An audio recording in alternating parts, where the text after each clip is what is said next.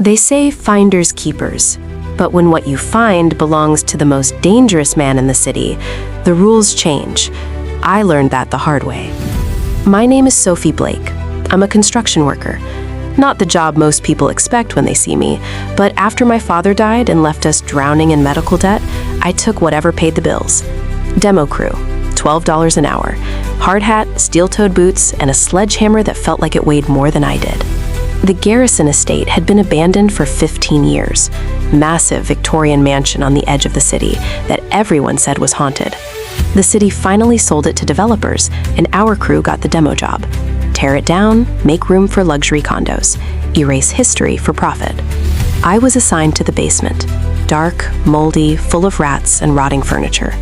My supervisor handed me a crowbar and said, "Clear it out. Anything valuable goes in the salvage pile. Everything else gets trashed." I spent 3 hours hauling out broken chairs and water-damaged boxes. Then I found the wall, or rather, what was behind it. Old wallpaper was peeling in the corner, and when I pulled it back, I saw a crack in the plaster. Not natural, too straight, too deliberate. I used my crowbar to pry it open, expecting pipes or electrical wiring. Instead, I found a door. A hidden door behind the wall, barely 3 feet tall, like something from a fairy tale. My heart was pounding as I crouched down and pushed it open. The room beyond was small, maybe 6 by 6 feet, completely empty except for one thing sitting in the center. A metal box, old, covered in dust, with a broken lock hanging open, like someone had forced it decades ago and never returned. I dragged it out into the basement light and opened it. Gold bars, stacked neatly, stamped with dates from the 1920s, 24 of them, each one heavy enough that I could barely lift it with both hands. My hands were shaking. I knew what this was. Old money, hidden during Prohibition maybe, or the Depression, the kind of gold that's worth more than its weight because of its history. Millions of dollars sitting in a forgotten basement that was about to be demolished. I should have reported it immediately, should have told my supervisor, should have followed protocol. Instead, I took one bar, just one, slipped it into my backpack under my luncheon tools, told myself I'd earned it for finding the stash, that whoever hid it was long dead anyway, that the developers would just keep it and I'd get nothing. I sold it that week to a private collector, no questions asked. $73,000 cash, more money than I'd made in 3 years of construction work combined. I paid off my mother's medical debt in one payment, fixed her car, bought groceries that weren't generic brand. For the first time since my father died, I could breathe without anxiety crushing my chest. I thought I was smart, thought I'd gotten away with it. Then he showed up. Nathaniel Garrison, billionaire, heir to the Garrison fortune, the man who had inherited the estate when his grandfather died and had let it rot for 15 years while he built his empire in Manhattan. He walked onto the construction site 3 weeks after I took the gold bar. Expensive suit that probably cost more than my car. Security team flanking him. Cold gray eyes that saw everything. "Stop all work," he ordered. "Everyone off the site. Now." My supervisor tried to argue about contracts and timelines, but one look from Nathaniel shut him up. Within 10 minutes, the entire crew was sent home. Except me. "Sophie Blake," he said, and my blood went cold. "We need to talk." He knew. Somehow he knew. Nathaniel led me into a trailer that served as the site office and closed the door. His security waited outside. We were alone. 24 gold bars were hidden in that basement, he said calmly. My grandfather put them there in 1929, right before the stock market crash. He was protecting family assets from the banks. When he died, he told my father where they were hidden. My father told me before he passed. "I don't know what you're talking about," I said, but my voice shook. 23 bars are currently in my possession, Nathaniel continued like I hadn't spoken. One is missing. You were working alone in that basement the day it was discovered. You sold a 1920s gold bar to a collector named Marcus Chen last Tuesday for $73,000. Would you like me to continue, or shall we skip to the part where you confess? I felt like I was going to vomit. He had everything. Dates, names, transaction details. He'd been watching me, tracking me, probably since the moment I left that basement. "I'm sorry," I said, because what else could I say? "I'll pay you back. With what money? You've already spent most of it." He sat down across from me, perfectly calm. "Do you know the penalty for theft of that magnitude? 5 to 10 years in federal prison." Your mother would lose the house within 6 months without your income. She'd end up in a worse situation than before you stole from me. Tears burned my eyes. He was right. I destroyed everything trying to save it. "So here's what's going to happen," Nathaniel said. "You're going to work for me. Not here, in my company. I need someone with your particular skill set. What skill set? I'm a construction worker.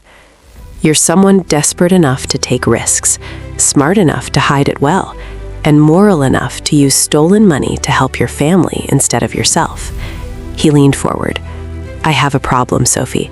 Someone in my company is embezzling millions. They're clever, careful, hidden behind layers of legitimate transactions. I need someone to find them, someone they won't suspect, someone who understands how desperate people think. You want me to be a corporate spy? I want you to be my investigator. You'll pose as my new executive assistant. You'll have access to everything. You'll find the thief, and when you do, your debt to me is erased.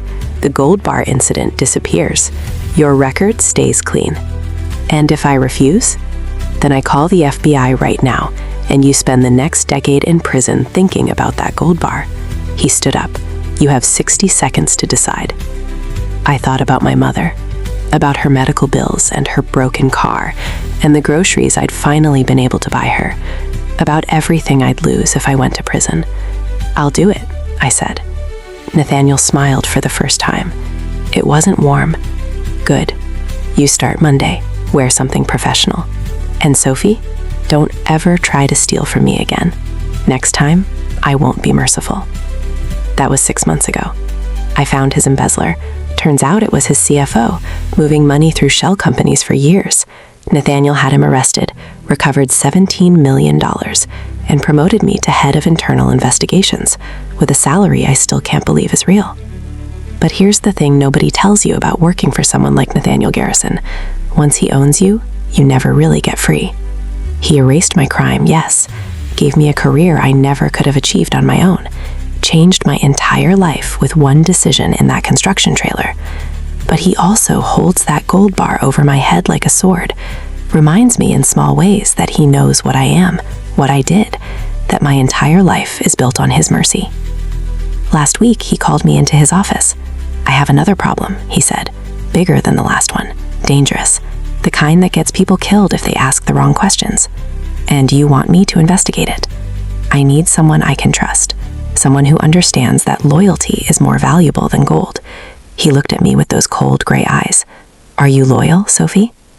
I thought about saying no, thought about quitting, walking away from the salary and the career and the life he'd given me. But we both knew I wouldn't, because he'd saved me when he could have destroyed me. And now I owed him more than just a gold bar. I owed him everything. Yes, I said, I'm loyal. He smiled that dangerous smile. Good, because this investigation might require you to break a few more laws. Think you can handle that? And that's when I realized the truth. Finding that gold wasn't luck. It was a test. Nathaniel Garrison had known about my situation, known I was desperate, known I'd be working in that basement. He'd waited to see what I'd do when opportunity appeared, whether I'd be honest or take the risk. I'd failed his test, taken the gold, proven I could be corrupted. And instead of punishing me, he'd recruited me. Because to a man like Nathaniel Garrison, someone with flexible morals isn't a liability, it's an asset, as long as you point them in the right direction. I found a billionaire's hidden gold and thought I was stealing from him. Turns out, he was stealing me. And 6 months later, I still don't know if I was rescued or captured. Maybe both. Maybe that's what working for powerful people really means. You never quite know if you're an employee or a prisoner. All I know is I can't leave. The golden handcuffs are too tight, the debt too deep, the fear of what he'd do if I betrayed him too real. They say finders keepers, but when a billionaire lets you find his gold, you're not the finder. You're the one being found. And trust me, that changes everything.